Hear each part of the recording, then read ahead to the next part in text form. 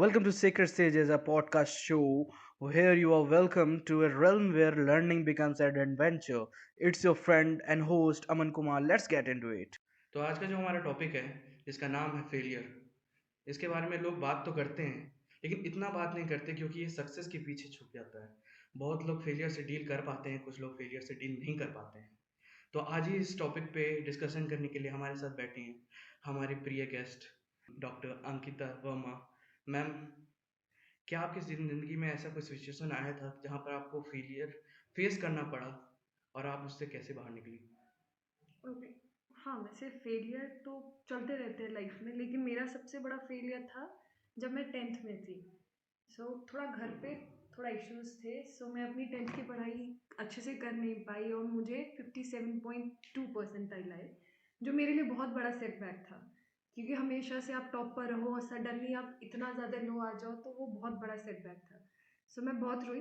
जिस दिन मुझे रिजल्ट पता चला, मैं बहुत रोई।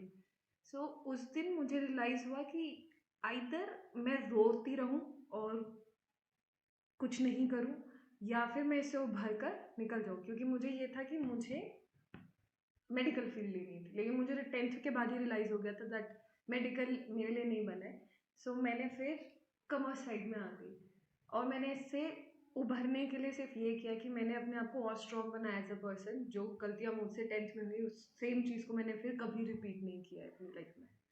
डोंट यू थिंक मैम कि इससे कुछ इंसाइट्स मिलती है कि हमें किस तरह से कुछ अपॉर्चुनिटी को, कुछ ऐसी अपॉर्चुनिटीज होती हैं जिसको हम लोग को ग्रैब कर लेना चाहिए, अगर वो नहीं मिलती तो वो फेलियर के रीजंस में चले जाती है। I do agree. हमको अपॉर्चुनिटीज मिलती रहती है हर पॉइंट पे। जैसे मुझे अपॉर्चुनिटी मिली कि मैं अगर साइंस ले लेती तो शायद मैं 11th में ही रहती या आप लोगों को नहीं पढ़ाती। मैंने उस अपॉर्चुनिटी को इस वे में देखो, सेट बैक को इस अपॉर्चुनिटी में कन्वर्ट किया कि चलो साइंस नहीं तो कॉमर्स सही। हमारे पास हमेशा ऑप्शन होते हैं, वो हमें देखना है कि हमारे लिए कौन सा ऑप्शन सबसे सही है। Anything from your later stage of your life ma'am, जो आपने जैसे टीचिंग में स्विच किया, जैसे आप मोहन ने कहा था कि आप पहले कॉर्पोरेट लाइन में थे, तो वहाँ से कुछ इंसाइट्स मिले, कुछ लर्निंग्स ऐसी हो जो आपको इंस्पायर करे कि नहीं, इस फेलियर्स को, ये फेलियर जो ऐसी चीज़ होती है जो जितनी ज़्यादा आती है उतना कुछ सिखा के जाती है। हाँ, सी हमको फेलियर्स हमेशा सबसे पहले तो ये चीज़ सिखाती है कि फेलियर का मतलब ही होता है कि सक्सेस की फर्स्ट स्टेप जो कहते हैं।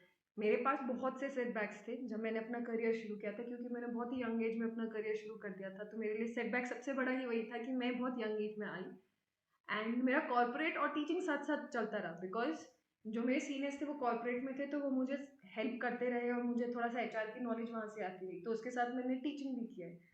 लेकिन मैंने इन दो फील्ड्स में सबसे बड़ा डिफरेंस ये देखा है लेवल ऑफ अंडरस्टैंडिंग का, जो अलग है। टीचिंग में आपको ज़्यादा सोचना पड़ता है बोलने से पहले, कॉर्पोरेट में आपको करना पड़ता है।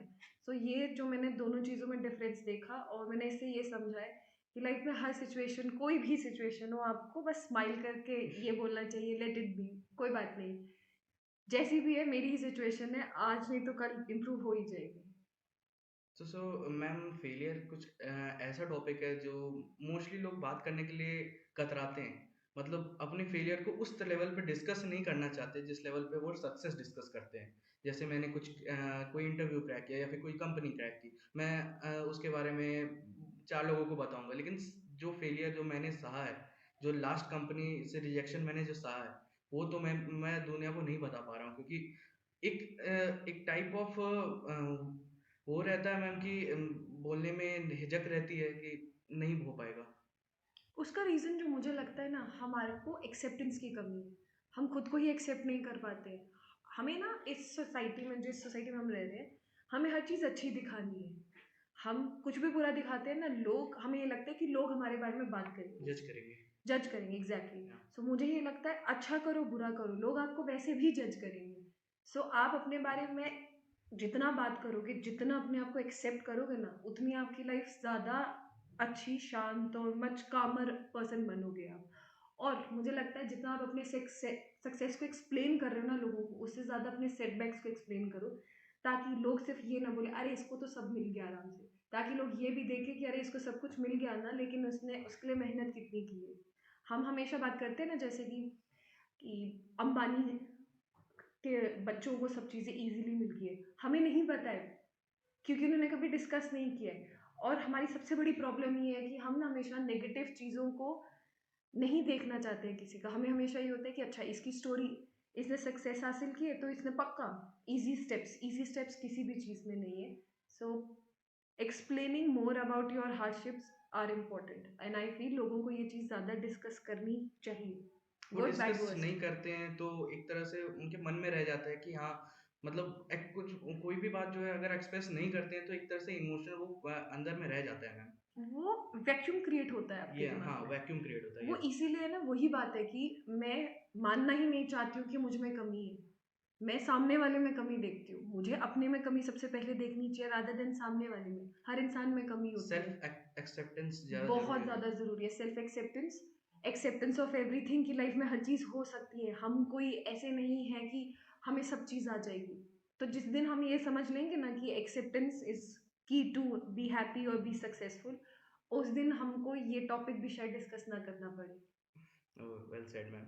सो any type of advice you want to give to the youngsters जो इस फेज से गुजर रहे हैं? देखिए, मेरा सिर्फ एक एडवाइस है, हर लाइफ का हर फेज आता जाता रहता है। और जैसे कि श्री कृष्ण कहते भी है, आज ये दिन है कल ये दिन नहीं होगा। सो ये सोचकर चलो कि आज अगर मेरा दिन बुरा है, मे बी कल सुबह जब मैं उठूँ मेरा दिन और अच्छा हो, या फिर और बुरा भी हो सकता है। सो कुछ भी हो सकता है। सी फ्यूचर इज अनप्रिडिक्टेबल। सो उसके बारे में मत सोचो, प्रेजेंट के बारे में सोचो। पास्ट को तुम चेंज कर नहीं सकते हो। सो जो भी है प्रेजेंट है। On that note, we would like to end this podcast. Thank you, ma'am. Thank Thank you. you for being here. Thank you. Thanks for tuning in, and I hope you liked the podcast. See you later and take care.